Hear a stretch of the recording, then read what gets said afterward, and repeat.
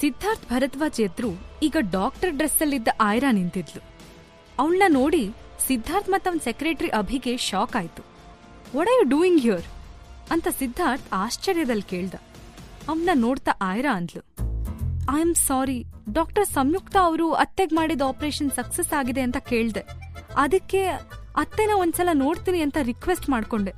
ಆದ್ರೆ ಅದಕ್ಕೆ ಯಾರೂ ಒಪ್ಲಿಲ್ಲ. ಅದಕ್ಕೆ ನಾನೇ ಕದ್ದು ಮುಚ್ಚಿ ಹಿಂದಿನ ಡೋರಿಂದ ಒಳಗಡೆ ಬಂದೆ. ಈ ಗೌನ್ ಮಾಸ್ಕ್ ಎಲ್ಲ ಆ ಟೇಬಲ್ ಹತ್ರ ಇತ್ತು.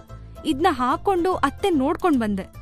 ನನ್ ಹಾಸ್ಪಿಟಲ್ ರೂಲ್ಸ್ ಬ್ರೇಕ್ ಮಾಡಿದೀನಿ ಅಂತ ನನಗ್ ಗೊತ್ತು. ಆದ್ರೆ ಒಳಗಿರೋ ನನ್ನ ಅತ್ತೆ ನನ್ ತಾಯಿಗಿಂತ ಹೆಚ್ಚು. ಅವಳನ್ನ ನೋಡ್ದೆ ನನ್ಗಿರಕ್ ಆಗ್ಲಿಲ್ಲ ಅಂತ ತಲೆ ತಗ್ಸಿ ಹೇಳಿದ್ಲು ಆಯ್ರಾ. ಮಿಸ್ ಆಯ್ರಾ, ನೀವ್ ಮಾಡಿದ್ದು ತಪ್ಪೆ. ಹಾಸ್ಪಿಟಲ್ ರೂಲ್ಸ್ ಪ್ರಕಾರ ಹೀಗೆಲ್ಲ ಕದ್ದು ಮುಚ್ಚಿ ಆಪರೇಷನ್ ಥಿಯೇಟರ್ಗೆ ಬರೋ ಹಾಗಿಲ್ಲ. ನೀವ್ ನಂಗೊಂದ್ ಫೇವರ್ ಮಾಡ್ತೀರಿ ಅಂದ್ರೆ ಮಾತ್ರ ನಿಮ್ನ ಮ್ಯಾನೇಜ್ಮೆಂಟ್ ಕೇಳಿ ಕ್ಷಮ್ಸೋಕ್ ಹೇಳ್ತೀನಿ. ಏನಂತೀರಾ ಅಂದ ಸಿದ್ಧಾರ್ಥ್. ಸಿದ್ಧಾರ್ಥ್ ಮಾತ್ ಕೇಳಿ ಅವ್ನ್ ಸೆಕ್ರೆಟರಿಗೂ ಅವ್ನ್ ಏನ್ ಹೇಳ್ತಾನೆ ಅಂತ ಆಶ್ಚರ್ಯ ಆಯ್ತು. ನಾನ್ ನಿಮ್ಗೇನ್ ಸಹಾಯ ಮಾಡೋಕ್ ಸಾಧ್ಯ ಅಂತ ಕ್ಯೂರಿಯಸ್ ಆಗಿ ಕೇಳಿದ್ಲು ಆಯ್ರಾ. ಸಿದ್ಧಾರ್ಥ್ ಮುಖದಲ್ಲಿ ನಗು ಇತ್ತು. ಆಯ್ರಾ ಫೇಸಲ್ಲಿ ಕುತೂಹಲ ಇತ್ತು. ಆಯ್ರಾ, ನೀವ್ ನನ್ ಜೊತೆ ಹೋಟೆಲಿಗ್ ಬನ್ನಿ. ನನ್ ಮಗ ರೋಹನ್ ನಿಮ್ ಜೊತೆ ಟೈಮ್ ಸ್ಪೆಂಡ್ ಮಾಡ್ಬೇಕು ಅಂತ ಆಸೆ ಪಡ್ತಿದ್ದಾನೆ. 2 hours ಅವನ್ ಜೊತೆ ಆಟ ಆಡಿ. ಅಷ್ಟ್ ಹೆಲ್ಪ್ ಮಾಡಿದ್ರೆ ಸಾಕು ಅಂತ ಅವನು ಕೂಲಾಗಿ ಹೇಳ್ದ. ಮಿಸ್ಟರ್ ಸಿದ್ಧಾರ್ಥ್, ನೀವ್ಯಾಕೆ ನನ್ನ ಕರಿತಿದ್ದೀರೋ ಗೊತ್ತಿಲ್ಲ. ಬಟ್ ನಾನು ಚೈಲ್ಡ್ ಕೇರ್ ಟೀಚರ್ ಅಂತೂ ಖಂಡಿತ ಅಲ್ಲ. ನಾನ್ ನೀವ್ ಹೇಳ್ದಾಗೆಲ್ಲ ಕೇಳೋಕ್ಕಾಗಲ್ಲ. ನಾನ್ ಹಾಸ್ಪಿಟಲ್ ರೂಲ್ಸ್ ಬ್ರೇಕ್ ಮಾಡಿದೀನಿ ಅಂತ ನನಗೇನೂ ಬೇಜಾರಿಲ್ಲ. ಹಾಸ್ಪಿಟಲ್ ಅವರು ನೇರವಾಗಿ ನನ್ ಲಾಯರ್ನ ಮೀಟ್ ಮಾಡ್ಲಿ. I can handle it my self ಅಂತ ಹೇಳಿ ಅವಳು ಡೋರ್ ಕಡೆ ಹೊರಟ್ಲು. ಇತ್ತ ಸಿದ್ಧಾರ್ಥ್ ತಲೆಯಲ್ಲಿ ಡಾಕ್ಟರ್ ಸಂಯುಕ್ತ ವಿಚಾರ ಓಡೋದಕ್ ಶುರುವಾಯ್ತು. ಅವನು ತುಂಬಾ ಬೇಸರದಲ್ಲಿ ಸಿದ್ಧಾರ್ಥ್ ಹಾಸ್ಪಿಟಲಿಂದ ಹೋಟೆಲ್ ಕಡೆ ಹೊರಟಿದ್ದ. ಕಾರ್ ಡ್ರೈವ್ ಮಾಡ್ತಿದ್ದ ಅಭಿ ಹೇಳ್ದ, ಅಲ್ಲ ಸಿದ್ಧಾರ್ಥ್ ಸರ್, ಈ ಡಾಕ್ಟರ್ ಸಂಯುಕ್ತ ಏನಾದ್ರೂ ಬ್ಲಾಕ್ ಮ್ಯಾಜಿಕ್ ಮಾಡ್ತಾರಾ ಹೇಗೆ? ನಾವ್ ಎಲ್ಲಾ ಕಡೆ ಲಾಕ್ ಮಾಡಿದ್ವಿ, ಪ್ರತಿಯೊಬ್ರನ್ನು ಚೆಕ್ ಮಾಡಿದ್ವಿ. ಹೇಗವ್ರು ಹೋಗೋಕ್ ಸಾಧ್ಯ?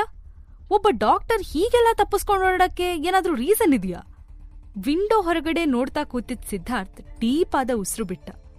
ಅವನ್ ತನ್ನ ಸೆಕ್ರೆಟರಿ ಕಡೆ ತಿರುಗಿ ಅಂದ, ಅಭಿ, ಮಿಸ್ ಆಯ್ರಾ ಶರ್ಮಾನೇ ಡಾಕ್ಟರ್ ಸಂಯುಕ್ತ ಶರ್ಮಾ ಅಂತ ನನಗನ್ನಿಸ್ತಿದೆ. ಅಭಿ ಇದನ್ನ ಕೇಳಿ ಜೋರಾಗಿ ನಗ್ತಾ, ಸರ್, ನೀವೇನಾದ್ರೂ ಕಾಮಿಡಿ ಮಾಡ್ತಿದ್ದೀರಾ ಹೇಗೆ? ಅವರು ಡಾಕ್ಟರ್ ಸಂಯುಕ್ತ ಆಗಕ್ ಸಾಧ್ಯನೇ ಇಲ್ಲ. ಆಯ್ರಾ ಬಗ್ಗೆ ನಾವ್ ಎಲ್ಲಾ ಡೀಟೇಲ್ಸ್ನು ಪತ್ತೆ ಮಾಡ್ಬಿಟ್ಟಿದೀವಲ್ಲ ಅಂತ ಅಭಿ ಹೇಳ್ದ. ಸೆಕ್ರೆಟರಿ ಅಭಿ ಮಾತು ನಿಜನೇ ಆಗಿತ್ತು. ಆಗ್ಲೇ ಕಾರ್ ಆಚೆ ಇಣುಕಿದ್ ಸಿದ್ಧಾರ್ಥ್ಗೆ ಒಂದ್ ಅಂಗಡಿ ಕಾಣಿಸ್ತು. ಕೂಡ್ಲೆ ಏನೋ ನೆನ್ಪಾಗಿ ಸ್ಟಾಪ್ ಇಟ್ ಅಂತ ಕಾರ್ನ ಅಲ್ಲೇ ಸ್ಟಾಪ್ ಮಾಡಿಸ್ತು. ಸಿದ್ಧಾರ್ಥ್ ಇಮಿಡಿಯೇಟ್ಲಿ ಕಾರಿಂದ ಕೆಳಗಿಳಿದು ತನ್ ಸೂಟ್ ಸರಿ ಮಾಡ್ಕೊಂಡು ಗ್ಲಾಸಸ್ ಹಾಕೊಂಡು ಆ ಅಂಗಡಿಗೆ ಹೋಗೋದನ್ನ ಅವನ್ ಸೆಕ್ರೆಟರಿ ಆಶ್ಚರ್ಯದಿಂದ ನೋಡ್ತಾ ಇದ್ದ. ಸಿದ್ಧಾರ್ಥ್ ಸರಿಯಕ್ಕೆ ಡಾಲ್ ಶಾಪಿಗೆ ಹೋಗಿದ್ದಾರೆ ಅಂತ ಅವನು ಯೋಚಿಸಿ ಸುಮ್ನಾದ. ಕೆಲವೇ ಸಮಯದಲ್ಲಿ ಸಿದ್ಧಾರ್ಥ್ ಕೈಯಲ್ಲೊಂದು ಬಾರ್ಬಿ ಡಾಲ್ ಹಿಡಿದು ಅಂಗಡಿಯಿಂದ ಆಚೆ ಬಂದ. ಸಿಹಿ ಮತ್ತೆ ರೋಹನ್ ಇಬ್ರು ಟೆರೆಸ್ ಮೇಲೆ ಮೀಟ್ ಆಗಿದ್ರು. ರೋಹನ್, ನಂಗ್ ತುಂಬಾ ಬೋರ್ ಆಗತ್ತೆ. ಅಪ್ಪ ನಂಗ್ ಫೋನ್ ಯೂಸ್ ಮಾಡಕ್ ಬಿಡಲ್ಲ. ಆಟ ಆಡಕ್ ಒಳ್ಳೆ ಡಾಲ್ ಕೂಡ ಇಲ್ಲ ಅಂತ ಬೇಸರದಲ್ಲಿ ಹೇಳಿದ್ಲು ಸಿಹಿ. ಹಾಗಿದ್ರೆ ಇವತ್ ನಾವ್ ಮತ್ತೆ ಎಕ್ಸ್ಚೇಂಜ್ ಆಗಣ್ವಾ? ನಾನ್ ಡ್ಯಾಡಿ ಜೊತೆ ಇರ್ತೀನಿ ಅಂತ ರೋಹನ್ ಹೇಳ್ದ. ಡನ್, ನಾನ್ ಮಮ್ಮಿ ಜೊತೆ ಟೈಮ್ ಸ್ಪೆಂಡ್ ಮಾಡ್ತೀನಿ. ತುಂಬಾ ಬೋರಿಂಗ್ ಡ್ಯಾಡಿ.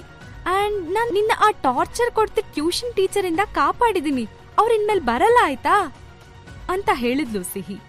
ನಿಜನಾ? ಥ್ಯಾಂಕ್ ಯು ಅಂತ ಖುಷಿಯಿಂದ ರೋಹನ್ ಹೇಳ್ದ. ಮತ್ತೊಂದ್ ವಿಷಯ ಬ್ರೋ, ಮಮ್ಮಿ ಡ್ಯಾಡಿನ ಒಂದ್ ಮಾಡೋಕೆ ನಾವ್ ಏನಾದ್ರೂ ಪ್ಲಾನ್ ಮಾಡ್ಬೇಕು.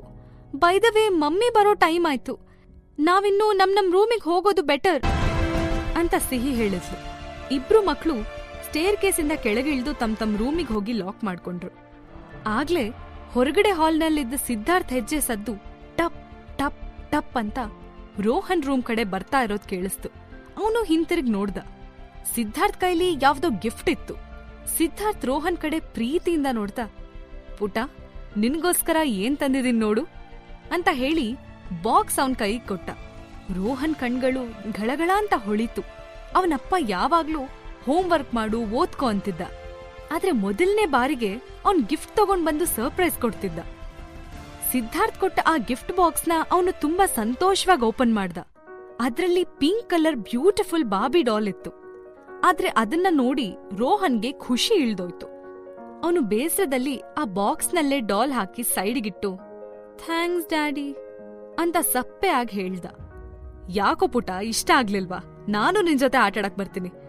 ನಾವಿ ಡಾಲ್ಗೆ ಹೇರ್ ಸ್ಟೈಲ್ ಮಾಡೋಣ್ವಾ ಅಂತ ಅವನು ರೋಹನ್ ನೋಡಿ ಕೇಳ್ದ. ರೋಹನ್ಗೆ ನಿಜವಾಗ್ಲೂ ಕೋಪ ಬಂದಿತ್ತು. ಅಪ್ಪ ಕಾರ್, ಏರೋಪ್ಲೇನ್ ವಿಡಿಯೋ ಗೇಮ್ಸ್ ಏನಾದ್ರೂ ತರಬಹುದಿತ್ತು ಅಂತ ಅವನಿಗನಿಸ್ತು. ನೋ ಡ್ಯಾಡ್, ಇದು ಹುಡ್ಗಿರಾಡೋ ಡಾಲ್ ಅಂತ ಹೇಳ್ದ. ರೋಹನ್ ಬಿಹೇವಿಯರ್ ನೋಡಿ ಸಿದ್ಧಾರ್ಥ್ಗೆ ಏನಂದ್ರೆ ಏನೂ ಅರ್ಥ ಆಗ್ಲಿಲ್ಲ. ಮಾರ್ನಿಂಗ್ ಡಾಕ್ಟರ್ ಹತ್ರ ಬಾರ್ಬಿ ಡಾಲ್ ಕೇಳಿದ್ದು ಇವ್ನೇ ಅಲ್ವಾ ಅಂತ ಸರ್ಪ್ರೈಸ್ ಆಗಿದ್ದ. ಏನೇ ಮಾಡಿದ್ರೂ ರೋಹನ್ ಸಮಸ್ಯೆ ದಿನದಿಂದ ದಿನಕ್ಕೆ ಹೆಚ್ಚಾಗ್ತಾನೆ ಇತ್ತು. 5 ನಿಮಿಷ ಏನೋ ಯೋಚಿಸಿದ ಸಿದ್ಧಾರ್ಥ್ಗೆ ಸದ್ಯಕ್ಕೆ ರೋಹನ್ನ ಹೇಗ್ ಸಮಾಧಾನ ಮಾಡೋದು ಅಂತ ಹೊಳಿಲಿಲ್ಲ. ಏನೇ ತಂದ್ಕೊಟ್ರೂ ಅವನ್ ತಗೊಳೋದಿಲ್ಲ. ಅವನಿಗೆ ಅಮ್ಮನೇ ಬೇಕಾಗಿದೆ ಅನ್ಸತ್ತೆ.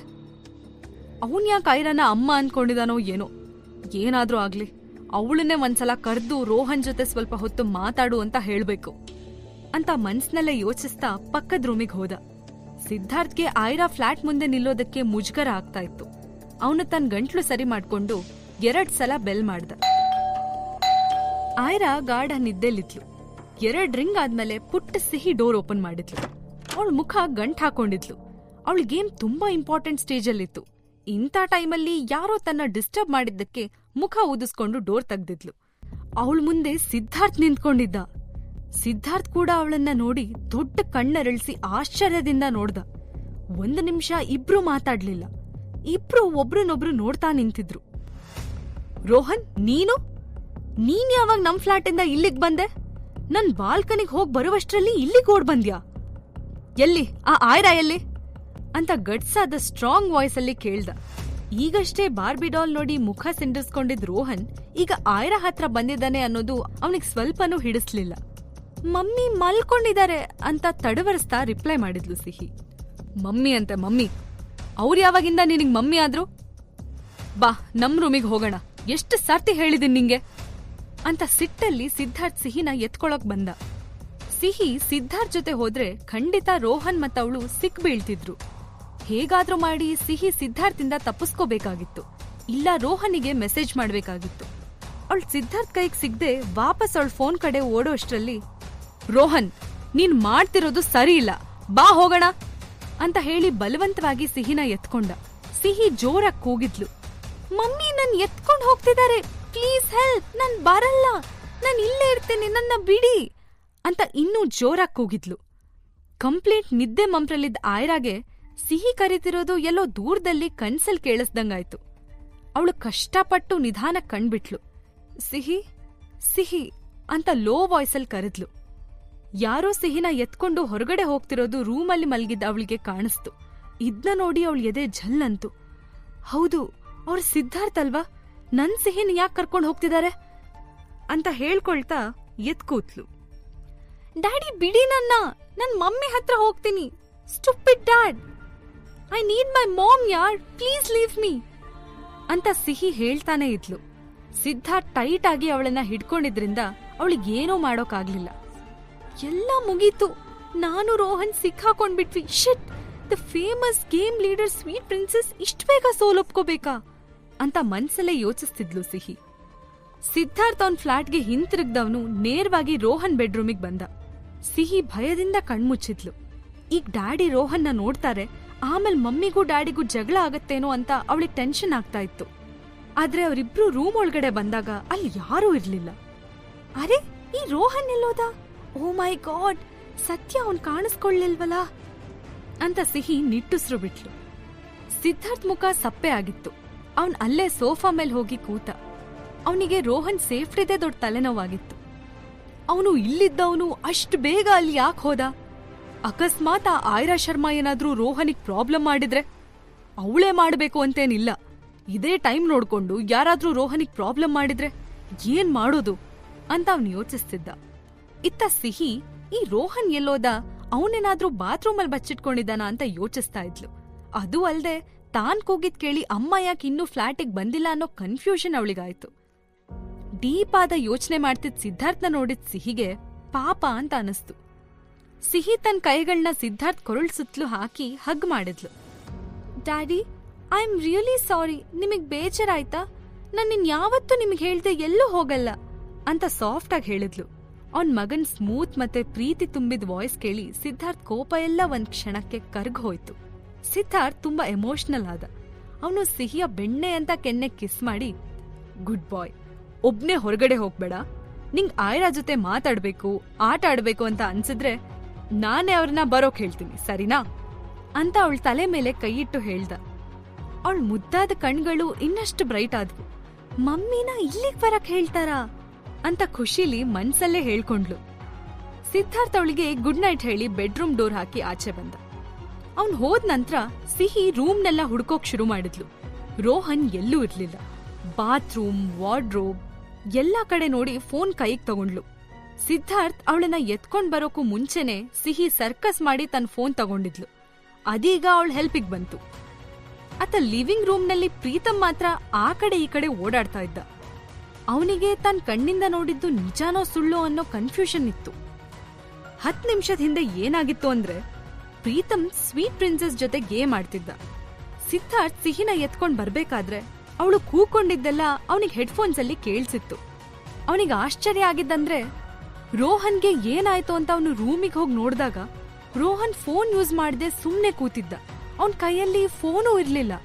ನೀನ್ ಚೆನ್ನಾಗಿದೀಯಾ ಅಂತ ಪ್ರೀತಮ್ ಕೇಳ್ದ. ಎಸ್ ಅಂಕಲ್ ಅಂತ ಕೂಲಾಗಿ ಅವನ್ ಹೇಳ್ದ. ಹಾಗಾದ್ರೆ ಗೇಮಲ್ಲಿ ಇನ್ಸ್ಟ್ರಕ್ಷನ್ ಕೊಡ್ತಿದ್ ಸ್ವೀಟ್ ಪ್ರಿನ್ಸೆಸ್ ಯಾಕೆ ಅಮ್ಮ ಹೆಲ್ಪ್ ಮೀ ಅಂತ ಕೂಗಿದ್ಲು? ಸಿದ್ಧಾರ್ಥ್ ಅವಳಿಗೆ ಗದ್ರ ಧ್ವನಿ ಕೇಳಿಸ್ತು ಅಂತ ಪ್ರೀತಮಿಗೆ ಅನುಮಾನ ಬಂತು. ಪ್ರೀತಮ್ ಸುಮ್ನಾಗಿ ವಾಪಸ್ ಗೇಮ್ ಆಡೋಕೆ ಲಿವಿಂಗ್ ರೂಮ್ ಹತ್ರ ಹೋದ. ನಾನಾ ವಾಯ್ಸ್ ಕೇಳಿಸ್ಕೊಂಡಿದ್ದು ಭ್ರಮೆನೇ ಇರ್ಬೇಕು ಅಂತ ಮತ್ತೆ ಫೋನ್ ಎತ್ಕೊಂಡ. ಪ್ರೀತಮ್ ಮತ್ತೆ ಹೆಡ್ಫೋನ್ ಕಿವಿಗೆ ಇಟ್ಕೋತಿದ್ದಾಗೆ ಮತ್ತೆ ಸ್ವೀಟ್ ಪ್ರಿನ್ಸೆಸ್ ಧ್ವನಿ ಬಂತು. Stupid dad, I need mom, leave me ಅಂತ ಕೂಗ್ತಿದ್ದ ಧ್ವನಿ ಕೇಳಿಸ್ತು. ಸ್ವೀಟ್ ಪ್ರಿನ್ಸೆಸ್ ಅಂದ್ರೆ ರೋಹನ್ ಅಂತ ಪ್ರೀತಮ್ ಭಾವಿಸಿದ್ದ. ಅದಕ್ಕೆ ಅವನು ರೋಹನ್ಗೇನಾಯ್ತು ಅಂತ ಮತ್ತೆ ಅವನ್ ರೂಮಿಗೆ ಹೋಗ್ಬೇಕು ಅಂತ ಎದ್ ನಿಂತ. ಅಷ್ಟ್ರಲ್ಲಿ ರೋಹನ್ ಅವನ್ ರೂಮಿಂದ ಹೊರಗಡೆ ಬಂದ. ಆದ್ರೆ ರೋಹನ್ ಪ್ರೀತಮ್ನ ಇಗ್ನೋರ್ ಮಾಡಿ ಸ್ಪೀಡಾಗಿ ಡೋರ್ ತಳ್ಕೊಂಡು ಫ್ಲಾಟ್ ಇಂದ ಆಚೆ ಹೋದ. ಲೋ ರೋಹನ್, ಎಲ್ಲೋ ಹೋಗ್ತಿದ್ಯಾ, ನಿಂತ್ಕೊಳ್ಳೋ ಅಂತ ಪ್ರೀತು ಹೇಳ್ತಿರೋವಾಗ್ಲೇ ಸ್ಪೀಡಾಗಿ ಡೋರ್ ತೆರೆಕೊಳ್ತು. ಸಿದ್ಧಾರ್ಥ್ ಕೋಪದಿಂದ ಮುಖ ಕೆಂಪ್ ಮಾಡ್ಕೊಂಡು ರೋಹನ್ನ ಎತ್ಕೊಂಡು ಒಳಗಡೆ ಬಂದ. ಆದ್ರೆ ಸಿದ್ಧಾರ್ಥ್ ಈಗ ಎತ್ಕೊಂಡ್ ಬಂದಿದ್ದು ಸಿಹಿನ ಅನ್ನೋದು ಪಾಪ ಪ್ರೀತಮಿಗ್ ಗೊತ್ತಿರ್ಲಿಲ್ಲ. ಇದೆಲ್ಲ ಅವನ್ ಕಣ್ಮಿಟಕ್ಸೋದ್ರೊಳಗೆ ನಡೆದಿತ್ತು. ಅವನ್ ಮೈಂಡ್ ಫುಲ್ ಬ್ಲಾಂಕ್ ಆಯ್ತು. ಈಗಷ್ಟೇ ರೋಹನ್ ಆಚೆ ಹೋಗುವಾಗ blue T shirt, black pant ಹಾಕೊಂಡಿದ್ದ. ಆದ್ರೆ ಸಿದ್ಧಾರ್ಥ್ ಎತ್ಕೊಂಡ್ ಬಂದ್ Rohan white colour T shirt ಹಾಕಿದ್ದ. ಅದ್ನ ನೋಡಿ ಪ್ರೀತಮ್ಗೆ ಇನ್ನೂ ತಲೆ ಹಾಳಾಯ್ತು. ಅವನು 2 ಸಲ ಕಣ್ಣುಜ್ಜಿ ನೋಡ್ದ. ತಾನೇನಾದ್ರೂ ಕನ್ಸ್ ಕಾಣ್ತಿದ್ದೀನ ಅಂತ ಕೈ ಚೂಟ್ಕೊಂಡ. ಅವನು ನಿಜವಾಗ್ಲೂ ಆ ದೃಶ್ಯನ ನೋಡಿದ್ದ. 20 ಸೆಕೆಂಡ್ ಅಲ್ಲಿ ಬಟ್ಟೆ ಚೇಂಜ್ ಮಾಡೋಕ್ ಸಾಧ್ಯ ಇದೆಯಾ? ಈ ರೋಹನ್ ಏನಾದ್ರೂ ಸೂಪರ್ ಮ್ಯಾನ್ ಆಗ್ಬಿಟ್ನಾ? ಇದ್ ಮಿರಾಕಲ್.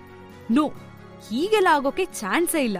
ನನಗೇನೋ ಆಗಿದೆ, ಬಹುಶಃ ಗೇಮ್ ಆಡಿ ಆಡಿ ನಂಗ್ ತಲೆ ಕೆಟ್ಟೋಗ್ತಿದೆ ಅನ್ಸತ್ತೆ ಅಂತ ಗಾಬರಿಯಾದ ಪ್ರೀತಮ್.